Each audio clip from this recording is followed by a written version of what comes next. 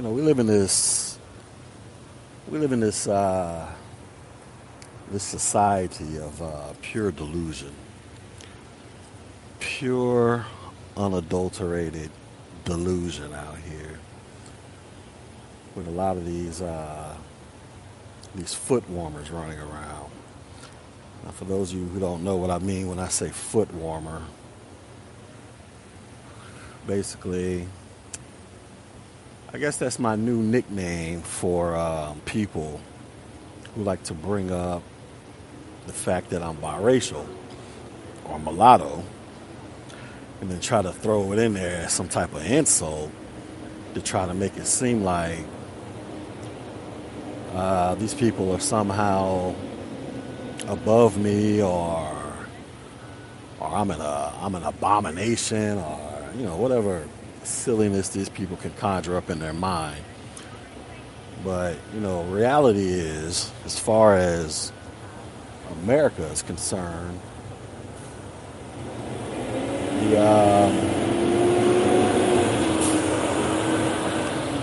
the abomination or the tragedy is not the mulatto. The tragedy is actually the foot warmers. The non-mixed segment of black society, the we was kings and queens, the foundational black Americans, the ADOS squad. Well, I'm not even going to say ADOS squad, but our foundational black Americans. But just your so-called purists, quote-unquote purists out here who honestly run around here believing that because they have more melanin, aka darker skin, like they are somehow above and run things. Like you had this one guy in my last video running around here talking about he's a black god. I'm just like, we got to come to terms with reality here, man. I mean,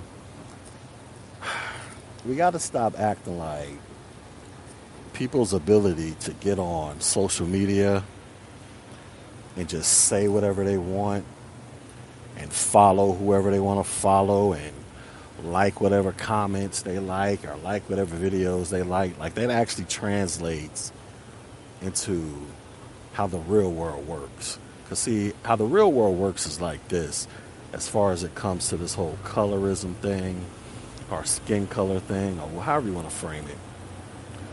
The real world works like this. Unfortunately, the darker you are, the more BS you got to deal with in this world. I mean, that's just the reality of it. Plain and simple, hands down. I don't even know why this is even a debate or why somebody would even try to challenge me on this when all evidence points to what I'm saying to be true. We can run down the list of damn near all the victims of police brutality or all the victims of some kind of racial attack or whatever, at least in modern times, well, especially in modern times, aka the age of cell phones and internet and all that. What color are these people? Most of these people are dark-skinned people, right? When we run down the list of who cries the loudest about colorism, what color are these people? Majority of the time, they're dark-skinned women, right? When we cry about when people are out there crying about who's getting, who's experiencing some type of prejudice or discrimination the most, 9 times out of 10, what color are these people, ladies and gentlemen? More than likely, they are dark-skinned people. So we got to face reality here. Now, I'm not blaming you because of how you were born. How you were born is how you were born. Just like how I was born is how I was born. None of us had a say in any of that stuff. Not none of us, right? But we got to come to terms with reality is, for those of you who are born with darker skin, y'all deal with way more crap than us mutts do, us light brights do, us biracials do. So for anybody to sit up here and try to pretend like Just because you don't believe something to be the way it actually is, when everything in society says it is exactly the way I'm saying it to be, you're just fooling yourself and trying to practice escapism to run from the reality that nobody that you are literally exactly what you are, a foot warmer, aka basically somebody that society just walks all over. Now, should it be that way? Of course not. Is it that way? Unfortunately, it is. And the reason why I use the term, like I say, I don't run around here calling all y'all foot warmers, and I don't believe all y'all to be foot warmers. This is mostly a mentality thing. This really plays to the mentality of these in denial Negroes running rampant all over social media who believe that they are somehow above and beyond everybody else, when everything in this real world says the darker you are, the more work you're about to get handed in society. And also, I believe it plays to the fact that a lot of y'all have extremely fragile egos and mentalities, because you all know the real deal about what's going on in the world as it directly relates to you being a darker skin color. Well, like I say, this ain't your fault. This ain't your fault, and I'm not blaming you at all. I just need you to come to terms with how this world operates, baby. So when y'all be out here saying I'm a mutt, I'm a tragic mulatto, I'm this, I'm that, yeah, that's fine. I mean, it doesn't hurt my feelings.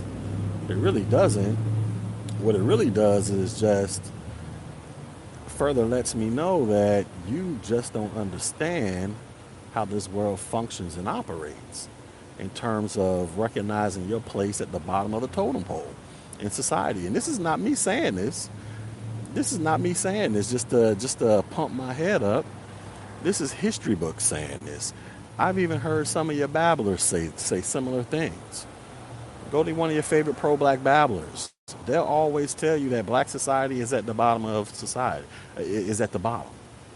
Go listen to your favorite one. Matter of fact, didn't Tariq Nasheed not too long ago, probably about a year ago, when he was on Jesse Lee Peterson's show, he was out there talking about how white people are smarter than black people. And when he talks about black people, he's primarily talking about dark-skinned black people, primarily. That's like his primary target group.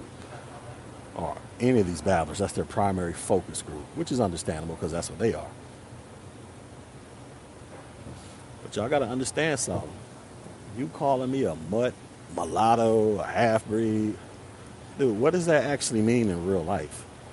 What does that mean? Like, what impact does that have on my real life in terms of me being able to go out there and function in society to where I don't really have to worry about people fucking with me because of my skin color, nowhere near to the degree that people might mess with you because of yours. Like, I'm just going to keep it honest with you. Sure, you'll have a couple onesie and twosie incidents here and there, but it's nowhere near in comparison to the overwhelming numbers of people who got to deal with BS because of their skin color, like dark-skinned people. Like, let's just keep it real. Let's just keep it real. This ain't stuff I'm making up. This is stuff that society shows us every single day. So, once again, I ask, like, how am I ever losing? Like, when some of y'all come on here and be like, you're white because your daddy's white. I'll ask you again, how is that a loss for me? If you view me as white in America, well, then by default, that means I'm out here winning, because this is a white-ran country dominated by what? White supremacy that you all believe to be running everything. So how does that make me a loser? How does that make me lose? How am I losing? And then some of y'all will be like, white people don't accept you. You're confused. You're lost. I'm like, y'all are full of crap. I've yet to run into one white person who has denounced me. Be like, oh, you're just a black person. Most of them don't even know I'm mixed with black 99% of the damn time, unless I explicitly say that I am. But regardless of all that crap, y'all got to come to terms with reality of how this world functions and operates, man. It ain't your fault. I get it. It's not your fault, man. And I'm not knocking you for being born dark-skinned. I got plenty of dark-skinned relatives in my family. So I'm not Not hating it, I'm not knocking it. But we got to put things back in its proper context. And we got to deal with the reality of the world we live in so that hopefully one day some of you all can potentially get your stuff together and learn how to properly function and thrive in this society. Because right now, a lot of y'all are just running around here hanging on to this woe is me, white supremacy, colorism crap for dear life as if people actually care. Like I've told you guys before, y'all see all these people walking around, all these people out here chilling in the patio area, whatever. None of these people care about your woe is me crap. None of them. They all care about whatever bills they got going on and whatever randomness they got going on in their households that they got to tend to. Ain't nobody sitting around here thinking about your woe is me crap. And so a nigga like me, I damn sure ain't thinking about it. And I damn sure don't feel sorry for you, especially if you're one of these dark-skinned Wakandan kings out here, you know, trying to go above and beyond and make it seem like you're really out here doing things in life. I'm a dark-skinned god. I'm this. I'm hyper masculine. Nobody care about that shit. Nobody care about that. You know what I'm saying? At the end of the day, what really matters is, as your ass starts getting old like everybody else out in these streets, what are your assets and your accomplishments looking like in life that you can pass down to your loved ones, your children, so that they can benefit in this world? That's all that should matter in this world. What is that looking like? And if you, for some reason, can't seem to compete and accomplish much or acquire many assets, and you want to run to blame racism or your skin color on that, I think you need to take a harder look in the mirror to figure out why you just aren't competitive. Because, like I say, I come across quite a few dark-skinned people who are out there killing it in the game, winning big in life, or bigger than me, I should put it that way. And I don't hear none of them crying about being dark-skinned. They just out there getting it because they know that they can compete at a equal or higher level than people like me or the white man or whoever else is out there. They ain't crying about colorism and woe is me stuff. They ain't leaning on this, running around here talking about I'm a god and because I'm dark skinned and you're just a mutt. Man, nobody think about that shit. Only low level, low IQ, non-competitive, woe is me Negroes think about that shit. They focus on trivial stuff that has no real applicable value in the real world. None. Imagine if these woe is me experts or these colorism experts put that same energy into learning how to become competitive so that they can go out here and actually truly compete against these white folks or these so-called mutts or whatever. Imagine the wonders y'all could do, right? Y'all might actually be able to kick off the rebirth of ancient Egypt. Get you some real monuments out here on and popping. You know, instead of sitting around here fantasizing about King Tut, Nefertiti, and Ramses and whoever else and how they built the pyramids, put that same energy into learning the mathematics that allow for them to build those pyramids. Because y'all know a lot of y'all be like, what's the daily mathematics? Like y'all on y'all little what is it? 3% or 5%? I can't remember which one it was, but y'all on that damn Islam type of stuff. Half y'all can't even add 2 plus 2. But y'all running around here screaming mathematics. We was gods. We was kings and queens. The key word is we was. That's the key word. Remember that. We was. We was is past tense. What are you now in the present? That's the most crucial thing. What are you now in the present that's going to dictate where you're going to be in the future? You can't sit around here and harp on we was. I know a lot of y'all be like, well, you just a fat dude. I'm like, yeah, I am a little chunky. Well, imagine if I spent all my time reminiscing about how I used to look when I was 23 years old, when I was able to run 5 miles a day and I'm jumping out of airplanes and I'm banging out 100 push-ups, 100 sit-ups, like it was nothing, doing pull-ups galore. You know what I'm saying? Imagine I'm sitting around here. I was in good top-notch shape back when I was 22, 23, 24 years old. I was. And I just kept bringing that argument up over and over every time somebody pointed out that I'm a little chunky. I look completely foolish out in these streets. You know what I'm saying? It's cool to reminisce on how I was, but the reality is I'm not like how I was 16 years ago. I'm currently where I am now, and I have to be accountable for how I am now and how I got to where I am now, so that as I start moving forward into the future, I can start changing things up to hopefully I can get back as close as humanly possible to my 23-year-old body as much as I can, even though reality states that I'll probably never be able to perform to the level, nowhere near to the level that I was when I was 23, because I'm almost 40 years old, and as you get older, pain start kicking in, and things ain't functioning. Your joints ain't as smooth as they used to be. But I gotta own up to this reality of where I am, so that I can navigate. I can put together a plan and properly navigate how to get to where I desire to be, instead of me just hanging on to how I used to be 16 years ago when I was a young man out in these streets. You know what I'm saying? I'm crossing over the middle-aged man threshold pretty soon. But this is the same way a lot of y'all like to run around. We was this, we was that. Don't matter what you was. What matters is, what are you now, and where are you going, and how are you getting there? That's what you really need to focus on.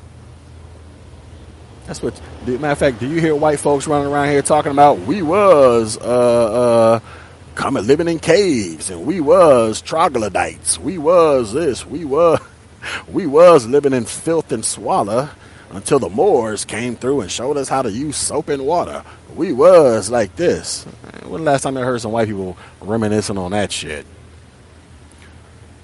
These white folks, especially those involved in the way this world is transitioning, they focus on where we are and how we going to get to the next phase, or where we trying to go. You got white folks out here trying to figure out how to colonize Mars, and niggas is around here reminiscing on ancient Egypt. That kind of tells you everything you need to know about the mentalities that are running rampant out here.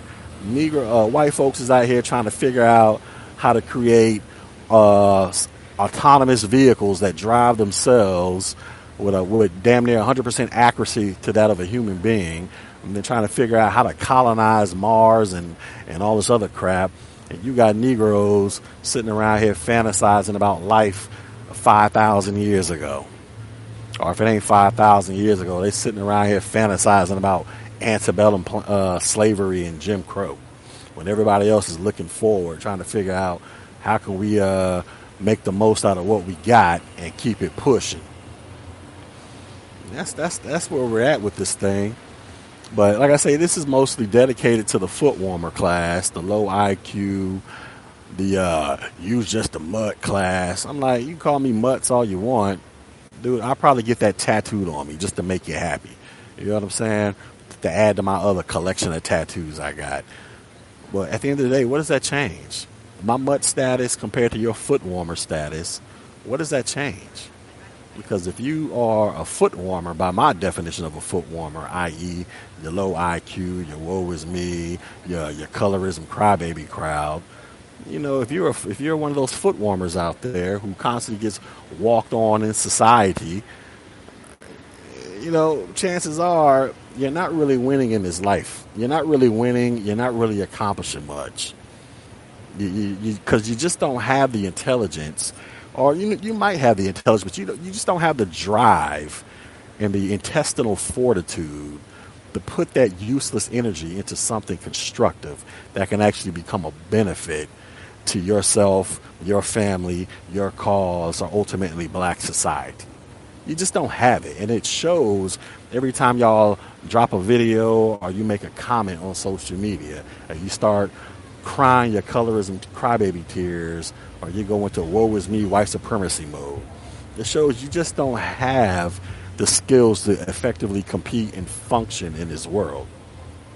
This world that you constantly cry about, and you always say we need to do something, But your definition of doing something is just displaying how bliggity pro-black you can be in the comment section or whenever you drop a YouTube video. But when we transition off of YouTube and go back into the real world, none of that energy or desire is there to do anything, except for look for somebody else to point the finger at and blame your problems on that person, instead of looking in the mirror to blame your number one enemy, which is the dude looking back at you in the mirror. That's the reality with so many of you people, and that's part of the reason why this pro-black stuff, in my opinion, over the next 5 to 10 years, is going to become played out, because a lot of Negroes are going to wake up to see that they have been wasting precious time that they cannot get back, sitting around here trying to blame everybody else for their defaults, instead of trying to figure out how can I fix my deficiencies and become competitive so that I can honestly become the change I desire to see.